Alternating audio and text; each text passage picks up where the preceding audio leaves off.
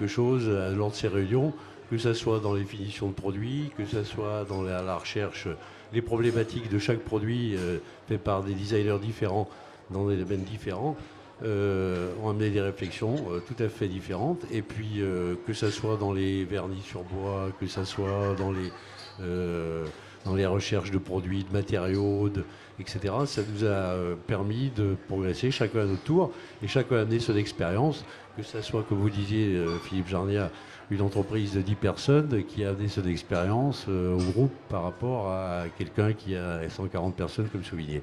Donc ça, c'était, je crois, un phénomène très intéressant. C'est le premier, c'est la première démarche, donc cet échange entre différents industriels de différents niveaux. Et alors c'est vrai que bon, les entreprises comme la nôtre sont ISO 14001, donc le phénomène je veux dire, d'éco-conception est intégré dans la fabrication tous les jours et en permanence, hein, puisque ISO 14001 c'est la norme référence sur l'environnement. Par contre, donc, on a pu amener nous aussi des expériences par rapport à d'autres fabricants. Voilà un petit peu, je crois, les points positifs qu'on a pu retirer de cette expérience. Alors, par rapport justement également à votre expérience avec les designers, est-ce que ça infléchit vos commandes vis-à-vis des designers? Est-ce que ces mêmes designers jouent le jeu dans cette volonté Oui, tout à fait. faire plus propre, quoi? Tout à fait, mais donc on collabore, comme vous le savez, avec Pagnon Plêtre, qu'on appelle Pépé dans le milieu. Donc, bon, il est évident qu'à chaque création, mais je crois que c'est aussi une démarche qui est, bon, aujourd'hui d'actualité, mais qu'on découvre peut-être et que le grand public découvre. Mais on a toujours le souci, en tout état de cause, quand on fait un produit ou qu'on crée un produit, qu'il soit d'une part facilement recyclable en fin de vie, qu'il soit aussi facilement transportable, et c'est pour ça que la chaise qu'on a développée à Décora, mais je laisserai la parole à Pagnon, c'est des chaises empilables, ce qui fait que quelque part on économise du transport, du volume de transport, etc. C'est toute une démarche complète. Elle ne se limite pas simplement au produit, mais elle se limite à la démarche créative complète tout au long de la création. Est-ce que ces mêmes designers ont parfois une influence sur le process? Ils ont toujours une influence sur le process parce qu'un designer, il crée le produit, il le dessine, mais après il y a un échange permanent entre l'industriel qui édite le produit et le designer. Et ne serait-ce que vous citiez tout à l'heure l'école des Beaux-Arts, supérieure des Beaux-Arts de Saint-Étienne, dont on a fait dont on a équipé l'école. Ces deux étudiants donc, qui sortaient de l'école, qui sont aujourd'hui installés.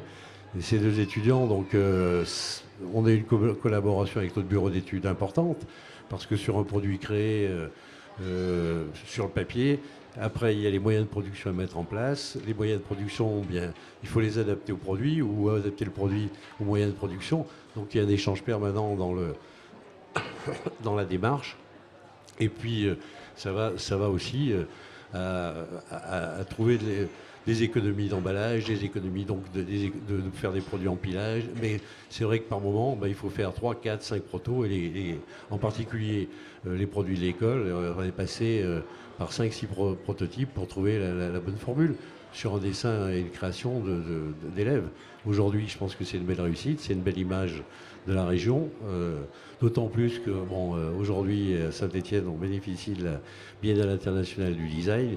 Je crois qu'il faut qu'il y ait un passage avec l'économie, avec l'industrie locale, et je crois que ça c'est un bel exemple.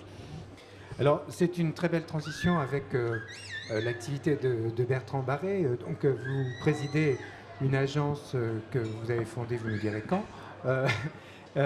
Et on vous qualifie, enfin vous avez une particularité, je cherche mes notes, pardon, c'est de promouvoir bien sûr l'innovation, mais aussi la décentralisation, je puis dire. Enfin, vous êtes à l'inverse de l'hyperconcentration qu'on a pu connaître ces dizaines d'années précédentes.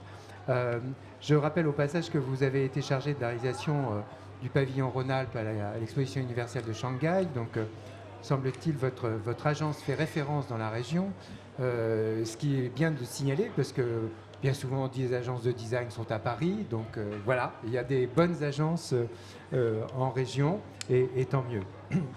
Donc quand on parle de nouvelle organisation justement de territoire urbain, donc on est en plein dans le cœur du sujet, et surtout du fait d'organiser des pôles de compétitivité ou des pôles de compétences qui sont diverses et réparties sur un même territoire géographique, se pose inévitablement la question de l'organisation de ces pôles polycentrés, comme vous les qualifiez, notamment en termes de mobilité, mobilité donc au sens pluriel du terme, effectivement, et quand on croise cette question avec ces notions d'écologie, évidemment, quand on parle de transport, on sait que c'est un des principaux pollueurs, par conséquent, ça pose vraiment des questions, donc notamment en ce qui concerne le transport collectif et à la fois son organisation et sa sécurité.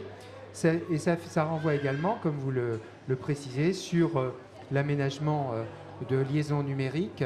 On a parlé ici même dans une édition précédente de téléportation. Donc on est en plein dans le cœur du sujet, de la même façon qu'on parle de plus en plus de travail décentré grâce à ces mêmes techniques.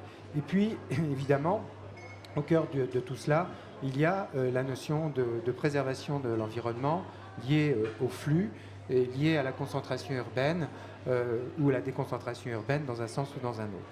Alors, je vais vous laisser présenter votre agence et puis vous laisser dire comment ce sujet et cette expérience de Décora vous inspire. Merci. Donc j'ai créé une agence de design produit en 86, sans formation au métier du design. Je voulais rassembler. Le concept initial était de rassembler autour de marketeurs, d'ingénieurs, d'ergonomes, de sociologues, des créateurs qui amèneraient leurs pattes dans des sujets pluridisciplinaires. Et je voulais mélanger les compétences au sein d'une même agence. Alors, ça a été un parcours du combattant les 2 premières années, je dirais, pour se faire accepter dans les 2 milieux, celui du design, celui de l'industrie. Et puis, petit à petit, c'est parti. Aujourd'hui, on est une petite cinquantaine. Et nous travaillons, en fait, pratiquement jamais dans le mobilier. Pratiquement jamais. Moi, je travaille, en fait, dans les produits dits grand public, les produits qu'on croise dans nos réfrigérateurs ou dans nos maisons, des chaussures de ski, pas dans les réfrigérateurs, pas beaucoup, mais des skis, des chaussures de ski, des raquettes de tennis, des téléphones, des voitures, mais aussi dans nos frigos, donc des flacons de ketchup, des flacons de mayonnaise, des bouteilles de lait, donc vraiment des objets du quotidien où le mélange des disciplines a trouvé un écho très favorable, dans la mesure où ce qu'on vend quand on vend du lait, ça n'est plus du lait, c'est un scénario de consommation du lait. On boit du lait pour grandir, on boit du lait pour maigrir, on boit du lait pour croître intellectuellement et pour se ressourcer. On boit même du lait aujourd'hui en tant que geste santé du matin, si vous voyez à qui je veux faire allusion.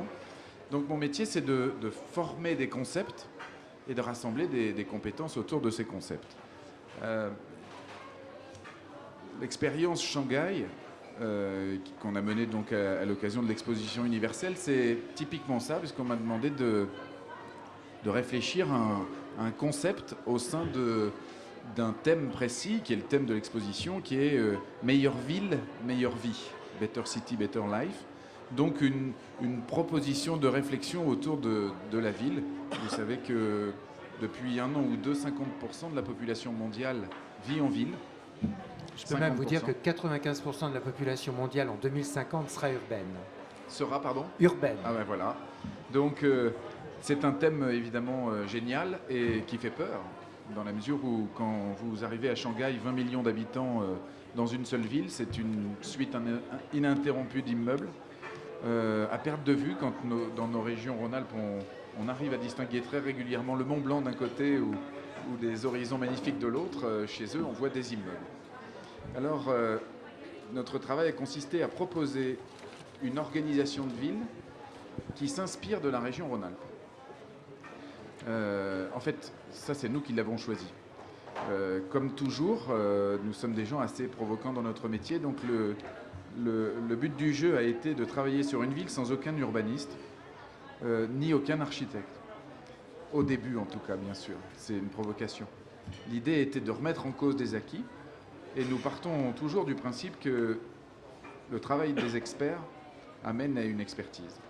Et que cette expertise, elle l'empêche de tourner autour du problème de manière différente, dans la mesure où on aborde le problème à travers un cahier des charges, une méthodologie de réflexion qui est très guidée par le passé et l'expérience. Donc on a décidé de travailler seul, de concevoir un schéma urbain qui servirait de lieu de prototype, et ensuite d'appeler les experts pour les confronter à une nouvelle réalité. Par exemple, installer l'aéroport en plein milieu de la ville. C'est donc l'inverse de ce qui peut être logique. Ce qui peut paraître logique. Évidemment, ça a provoqué un tollé général dans les premières 10 minutes, jusqu'à ce qu'on explique plus précisément l'intérêt de faire ça. Le premier intérêt, c'est d'éviter, comme à Paris, d'en mettre un au sud et un au nord, donc 2 aéroports. Et puis un jour, d'imaginer un 3e aéroport, parce que ça suffira plus. Donc on multiplie les aéroports, et l'idée de le mettre au centre, évidemment, c'est d'assurer une meilleure distribution périphérique des moyens de transport. Le tout est de prévoir, évidemment c'est fictif ce qu'on a fait, mais le tout est de prévoir un couloir aérien d'une dizaine de kilomètres qui transperce cet aéroport de part et d'autre et qui permet aux avions de circuler sans gêner l'urbanisme ambiant. Puis petit à petit, ça nous a séparé la ville en deux. Je vais faire rapide, mais petit à petit, nous l'avons séparé en 2, en 3, en 4, en 5, en 6 ou en 7, puis en 8. Et nous sommes arrivés à un schéma urbain qu'on appelle multipôle. La multipôle qui est en fait la suite pour nous de la mégapôle et de la mégalopôle. Mégapôle, c'est des villes de moins de 10 millions d'habitants, et mégalopôle de plus de 10 millions d'habitants. La multipôle, c'est s'inspirant de la région Rhône-Alpes, une ville de 6 millions d'habitants. Et comme en région Rhône-Alpes, 8 grandes villes réparties sur le territoire. On a donc organisé notre ville en 8 grands pôles urbains, reliés par des transports rapides, mais qui permettent au sein de ces 8 grands pôles urbains de retrouver une vie un peu plus, on va dire, acceptable, un peu moins urbanisée, et qui permet une nouvelle répartition des lieux de vie, des lieux de travail, des lieux d'agriculture, des lieux d'élevage, pour ramener au sein de la ville l'élevage, ramener au sein de la ville l'agriculture, ramener au sein de la ville ce qu'on va chercher de plus en plus à 100, 200, 300, 400 km.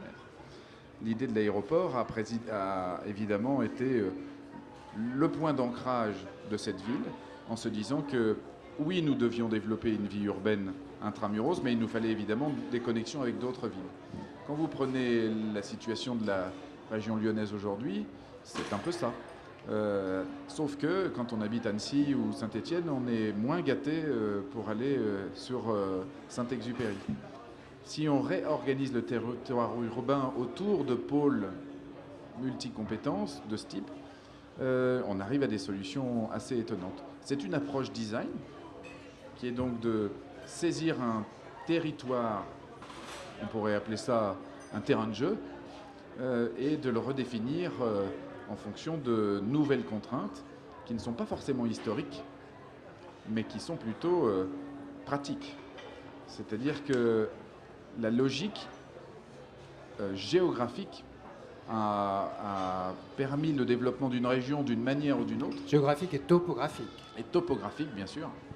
A permis à structurer le développement d'une région.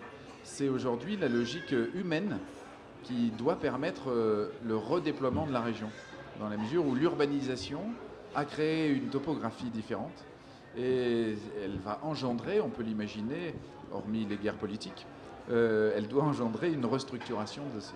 C'est pour moi la même démarche qu'un produit. C'est la première fois qu'on travaillait évidemment sur un sujet tel que celui-là, mais c'est la même chose que quand on travaille à la conception d'une machine ou d'une paire de skis. On prend en compte les éléments et à un moment donné, on organise une rupture. C'est cette rupture qui permet d'ouvrir un peu les yeux, de titiller les experts et de les faire travailler sur le sujet après. Mais je pense que c'est vraiment le cœur de la question, c'est-à-dire comment peut-on, ça vaut pour une ville, ça vaut pour un objet, ça vaut pour un habitat, changer de paradigme. Puisque effectivement, nous sommes dans des pays, dans des régions, dans des villes historiques qui se sont développées d'une manière